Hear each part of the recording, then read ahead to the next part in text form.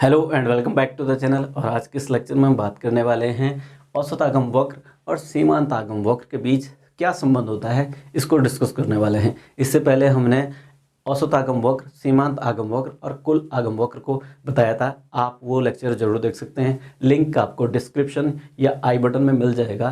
तो वो लेक्चर आप ज़रूर देख लें, जिससे आपको ये चीज़ें भी समझने में आसानी हो। बाकी आपको प्लेलिस्ट में बहुत सारे लेक्चर मिल जाएंगे जिसमें हमने पूरे आगम चैप्टर को डिस्कस किया है कि आगम क्या होता है, और वो सारी चीज़ें हमने डिस्कस करी हैं। तो आज शुरू करेंगे हम एकाधिकार बाजार में एआर और एमआर वक्र के बीच क्या संबंध होता है, उसको डिस्कस करेंगे। ये आपने पिछले लेक्चर में देख लिया था कि एआर और एमआर वक्र कैसे बनते हैं, कैसे तैयार होते हैं, हमने पिछले लेक्चर में डिस्कस करा है। तो वो लेक्चर आप ज़रूर देख लें। यहाँ पर देखते हैं, यहाँ पर कुछ चीज़ें मैंने बनाई हैं। तो ये तो आपको वैसे ही बनाया जैसे बनाया था मैंने पिछली बार भी, ठीक, पिछले लेक्चर में बनाया। तो वो टेबल की सहायता से बना है, यहाँ पर मैंने बना रखा है। अब क्या करते हैं, इसके बीच हम संबंध देखते हैं कि इन दोनों के बीच संबंध किस प्रकार से होता है। पहली बात तो आपको कुछ चीज़ें दिख रही होंगी। कुछ चीज़ें क्या दिख रही हैं, कुछ चीज़ें ये दिख रही हैं कि ये क्या है, ए आर एम आर से ज़्यादा है। पहली चीज़ तो आपको ये दिख रही होगी कि ए आर जो है एम आर से ज़्यादा है। ये ज़्यादा एरिया कवर कर रहा है, ये कम एरिया कवर कर रहा है। ठीक, तो क्या हो गया, पहली चीज़ तो आपको ये दिख रही होगी कि A R is greater than M R से। ठीक, दूसरी बात क्या दिख रही है कि ये दोनों डाउन स्लोप है, यानी दोनों जो रेखाएं हैं वो नीचे की तरफ गिर रही हैं। ए आर भी गिर रहा है और एम आर भी गिर रहा है। दूसरी चीज़ ये होगी। तीसरा संबंध देखिए, तीसरा संबंध क्या है, तीसरा संबंध ये है कि एम आर की तुलना में ए आर ज़्यादा तेज़ी से गिर रहा है। एम आर कम तेज़ी से गिर रहा है और ए आर कम तेज़ी से गिर रहा है, और एम आर देखो ज़्यादा तेज़ी से गिर रहा है, यानी एकदम से डाउन स्लोप हो गया। ये कम डाउन स्लोप हुआ है और ये ज़्यादा डाउन स्लोप हुआ है, यानी इसका क्या है, इसका ढाल कम है और इसका ढाल बहुत ज़्यादा है। ये बहुत तेज़ी से गिर रहा है और ये कम तेज़ी से गिर रहा है। तीसरा संबंध आपका ये हो गया। अब चौथा संबंध देखो, चौथा संबंध क्या है। अब पहली बात तो आप ये भी देख सकते हो कि इसको मैंने पूरा नीचे तक क्यों नहीं खींचा है, पहली बात तो। दूसरी बात ये है कि पूरा नहीं खींचा है, वो मैं डिस्कस करूंगा आगे। ये देख लो पहले, ए आर कभी भी नेगेटिव नहीं होता, औसत कभी भी माइनस में नहीं आता। एक चीज़ ये क्लियर होगी। तो ये तो नीचे तो आएगा नहीं, ये यहीं से मुड़ जाता कहीं ना कहीं के लिए। ठीक, दूसरी बात, हमने एम आर को देखा था कि एम आर नेगेटिव भी हो जाता है। पर आप सामान कब तक अपना बेचोगे, जब तक आपको प्रॉफिट दिखता रहेगा। चाहे थोड़ा सा ही प्रॉफिट हो, नॉर्मल प्रॉफिट ही हो, तब तक ही आप सामान बेचते हो, उसके बाद नहीं बेचते। तो क्या होगा कि एम आर हम तब तक ही वही तक तो लिखेंगे जहां तक हमें प्रॉफिट हो रहा है, उसके बाद हम नहीं बेचेंगे। तो फिर नहीं बेचेंगे, अगर वस्तु नहीं बेचेंगे तो हमारे पास रेवेन्यू नहीं आएगा। तो इसके बाद हमने आगे की चीज़ों को नहीं, इस रेखा को हमने आगे नहीं बढ़ाया। इसी वजह से नहीं बढ़ाया। क्यों? क्योंकि हमने यही तक देखना है कि भाई हमें उतना ही तो रेवेन्यू मिलेगा जितना हमने वस्तुओं को बेचा है, और यही तक हम वस्तुओं को बेचते हैं। यही तक हम वस्तुओं को क्यों बेचते हैं, क्योंकि यहाँ पर क्या है कि हम प्रॉफिट में रहते हैं। अब प्रॉफिट के लिए ही तो हमने उत्पादन करा है।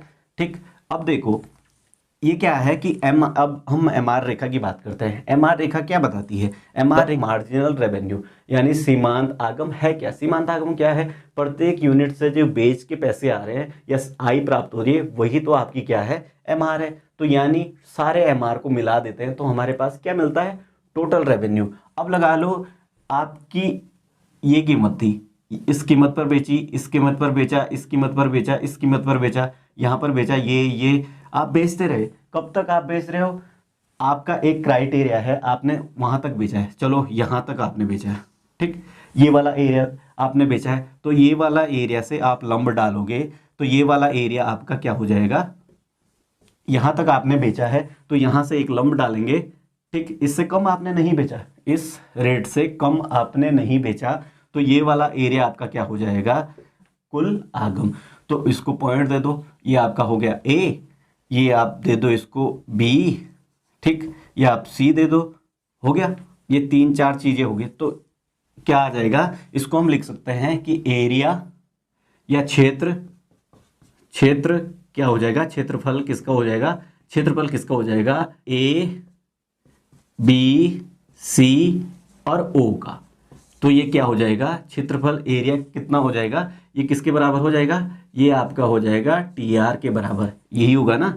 टोटल रेवेन्यू कैसे आएगा, टोटल रेवेन्यू ये वाला तो है, इतना ही तो पैसा आपको मिला है, इतना सारा पैसा आपको मिला है, इससे आगे का पैसा देखो यहाँ अगर हम इसको आगे बढ़ाएंगे तो ये वाला पैसा भी आपको मिलता, पर आगे आप बढ़ाओगे तो आपको यहाँ पर घाटा हो रहा था, आप चीज़ों को सस्ती बेच रहे थे, बना मतलब कॉस्ट से कम सस्ती बेच रहे थे, पैसा तो आपको आएगा ही।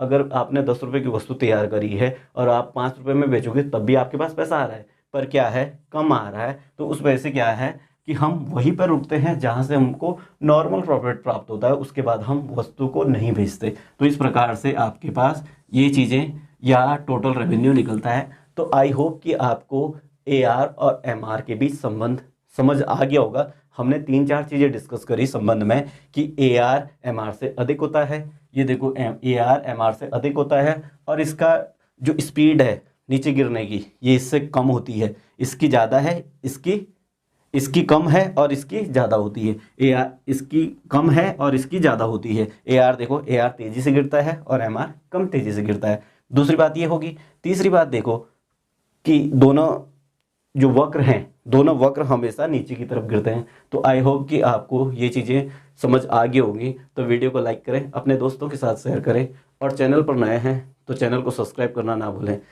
आपकी कोई भी क्वायरी रहती है, कुछ भी चीज़ें आपकी समझ नहीं आई हैं, तो आप कमेंट कर सकते हैं। मैं आपको नेक्स्ट लेक्चर में वो चीज़ें डिस्कस करने की कोशिश करूँगा।